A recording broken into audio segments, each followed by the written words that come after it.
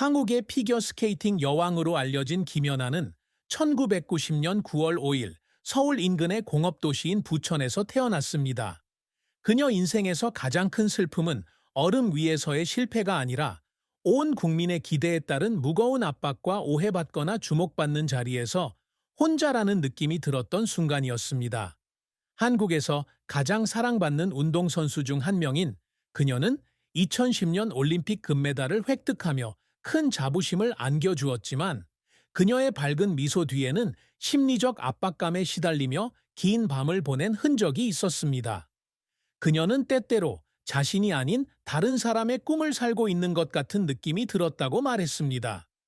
완벽해야 한다는 압박감, 온 나라를 대표해야 한다는 압박감 때문에 그녀는 자신이 진정으로 자신을 위해 살고 있는지 여러 번 의문을 품었습니다. 이러한 슬픔은 2014년 소치 올림픽에서 은메달을 딴 이후 더욱 깊어졌습니다. 자랑스러운 업적이기는 했지만 그녀는 자신의 성과에 대해 논란에 직면했고 많은 사람은 그녀가 금메달을 받을 자격이 있다고 주장했습니다. 대중의 비판과 압박으로 그녀는 고립감을 느꼈습니다. 마치 그녀가 단상에 오르기 위해 무엇을 희생했는지 아무도 이해하지 못하는 것 같았습니다. 그 슬픔은 직장에서만 오는 것이 아니라 개인적인 순간에도 옵니다. 그녀는 사생활을 중시하는 사람이라 가까운 사람에게도 자신의 진짜 감정을 거의 공유하지 않습니다. 그녀는 2010년 올림픽이 끝난 어느 날 밤 혼자 방으로 돌아왔을 때 기쁨 때문이 아니라 공허함 때문에 눈물을 흘렸다고 말했습니다. 성공은 너무 빨리, 너무 크게 찾아왔고 그녀는 피겨스케이팅 여왕이라는 타이틀을 넘어서 자신을 정의할 시간적 여유가 없었습니다. 이러한 슬픔은 대중에게 잘 드러나지 않지만 그녀의 여정에서 빼놓을 수 없는 부분이며 우수성을 요구하는 사회에서 완벽함을 추구하는 데 드는 대가를 보여주는 증거입니다. 김연아의 선수 생활은 타고난 재능, 끊임없는 인내, 그리고 혹독한 도전의 이야기입니다. 그녀는 5살 때 스케이트를 시작했는데 어머니인 박미희 씨는 딸의 잠재력을 알아봤고 그녀를 지원하기 위해 모든 노력을 쏟기로 결심했습니다. 당시 한국은 아이스링크도 적고 시설도 제한적이어서 스케이트 강국은 아니었습니다. 하지만 그녀의 재능은 금세 주목받았습니다. 2002년 그녀는 12세의 나이로 슬로베니아에서 열린 트리글라브 트로피에서 첫 국제대회에서 우승하며 이 업적을 달성한 최초의 한국 여성 스케이터가 되었습니다.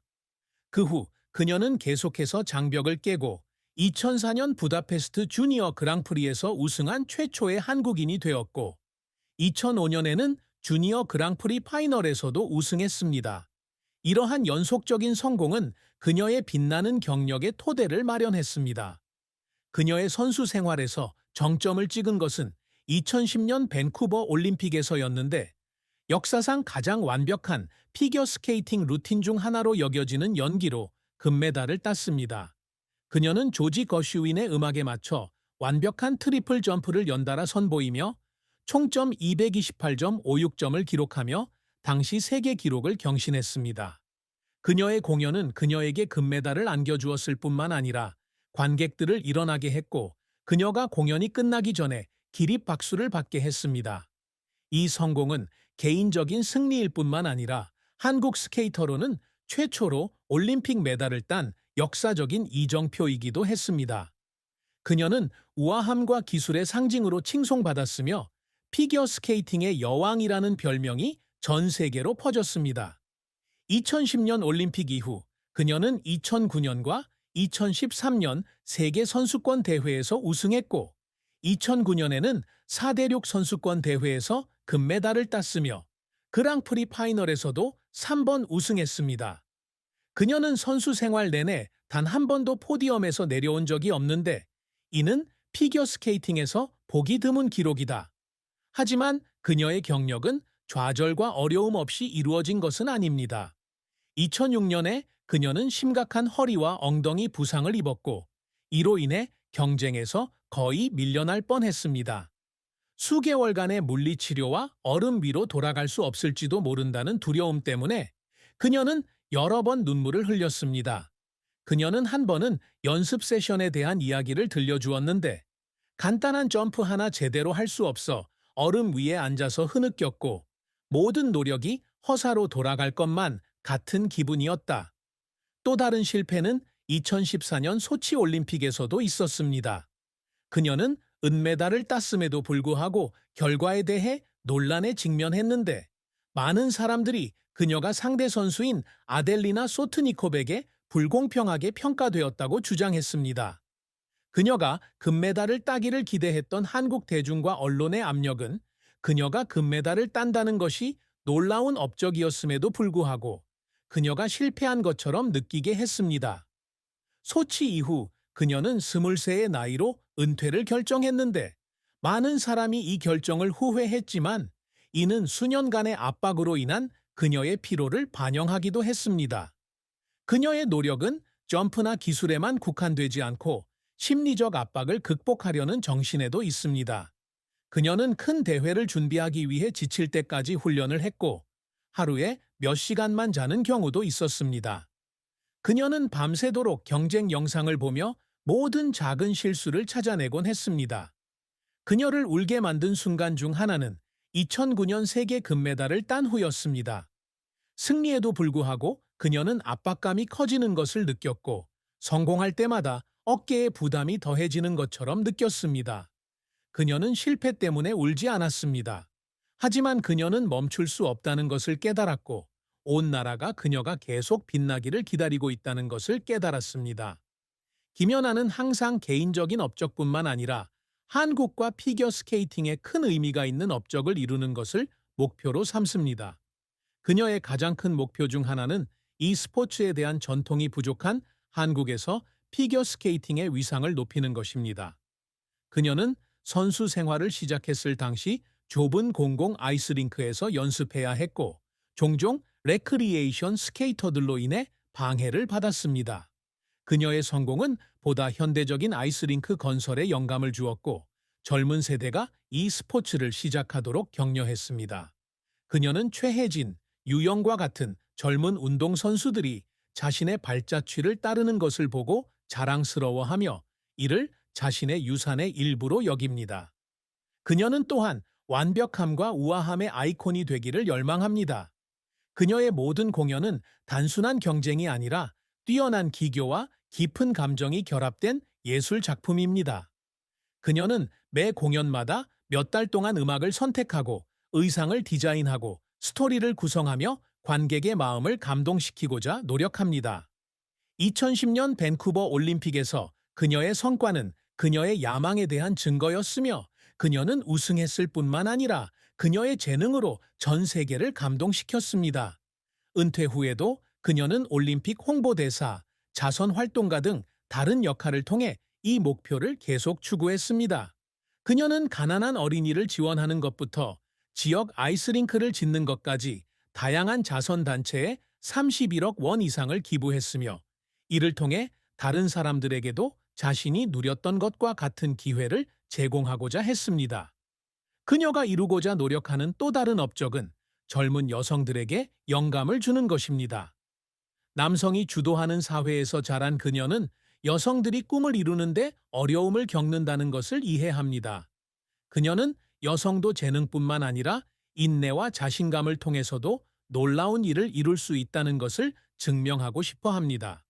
그녀가 한국이 2018년 평창 올림픽을 개최하는 데 기여한 것이 그 좋은 예입니다.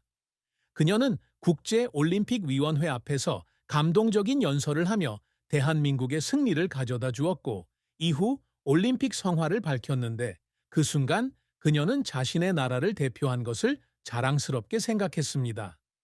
김연아는 크로스오버 그룹 포레스텔라의 멤버 고우림과 3년간의 교제 끝에 2022년 10월 22일 결혼했다.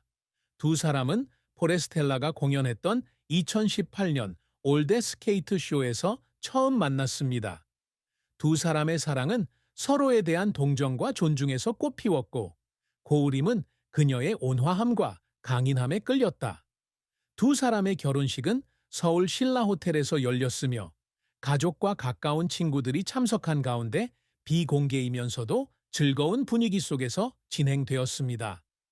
그녀는 디자이너 엘리사브가 디자인한 우아한 흰색 웨딩 드레스를 입고 얼음 위를 미끄러지듯 움직이는 모습이 우아하고 아름다웠습니다.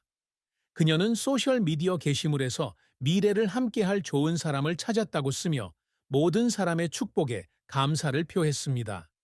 행복한 결혼 생활에도 불구하고 김연아는 연애에서는 슬픔을 피할 수 없다. 고우림을 만나기 전 그녀는 하키 선수 김원중과 연인 관계였다. 두 사람의 관계는 조용히 끝났지만 소문과 언론의 감시는 그녀에게 큰 상처를 주었습니다. 그녀는 사생활이 노출되면 불편함을 느끼는 사생활 보호주의자이며 대중의 비판이 오해받는다고 느낀다고 고백했습니다. 고우림과 약혼한 뒤에도 그녀와 그의 가족은 그의 가족이 막대한 자산을 가지고 있다는 근거 없는 소문과 그녀가 그에게 재정적 지원을 제공한다는 소문에 시달렸다. 이런 소문은 그녀에게 상처를 주었을 뿐만 아니라 대중의 관심에 익숙하지 않은 남편의 가족, 특히 그의 부모님에 대한 걱정도 하게 만들었습니다. 또 다른 슬픈 점은 개인적인 삶과 대중적 이미지 사이의 균형을 맞춰야 한다는 압박감입니다. 국민적 상징으로서 그녀는 사랑에 빠졌을 때조차도 항상 높은 기준에 부응해야 한다고 느꼈습니다. 그녀는 판단이나 기대 없이 자유롭게 사랑하는 것이 가능한지 궁금해할 때가 있었습니다. 하지만 고우림의 지원이 이러한 어려움을 극복하는 데 도움이 되었습니다. 그는 남편일 뿐만 아니라 친구이기도 하며 항상 그녀의 말을 듣고 그녀의 사생활을 존중합니다. 김치볶음밥 만드는 법을 가르쳐 준 것과 같은 작은 순간들이 그녀에게 소박한 기쁨을 가져다 주었고 주목받는 삶과 일상생활 사이의 균형을 찾는 데 도움이 되었습니다. 요청에 따라 김연아의 자산에 대한 구체적인 정보가 없으므로 이 섹션은 건너뛰고 그녀의 자산에 대한 추측이나 세부 정보를 추가하지 않겠습니다. 김